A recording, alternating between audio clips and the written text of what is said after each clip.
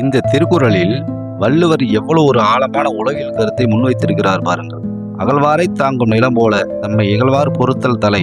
இங்கு அகழ்வாரை தாங்கும் நிலம் போல என்பது நமது பாவ புண்ணிய கர்மாவை அகழ்ந்து வெளிக்கொணரும் சக்தி தான் அகழ்வார். எந்த பாவ புண்ணிய கர்மங்களை செய்தாலும் அதை இந்த நிலம் எனும் உடல் மூலாதார தேக்க சக்தியாக சேமித்துக் கொள்கிறது. இதைத்தான் இங்கு அகழ்வாரை தாங்கும் நிலம் போல என்று நாம் பார்க்க வேண்டும். அடுத்து, நம்மை இகழ்வார் பொறுத்தல் தலை என்பது நம் வாழ்க்கையில் துன்பங்கள், நோய்கள், தோல்விகள், மனவேதனைகள் என வெளிப்படும் போது பொறுத்தல் தலை என்கிறார் ஐயன் வள்ளுவர் பெருமான். அதாவது நாம் செய்த புண்ணியங்களால் விளையும் இன்பங்கள் வெளிப்படும் போது மட்டும் அனுபவித்துக் கொள்கிறோம்.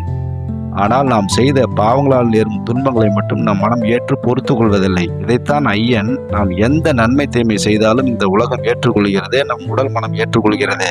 அதேபோல் நமக்கு துன்பமும் இன்பமும் நேரும்போது அதை ஏற்று பொறுத்து அமைதி காப்பதே தலை எனும் உயர்வு என்கிறார் வள்ளுவர் பெருமான்.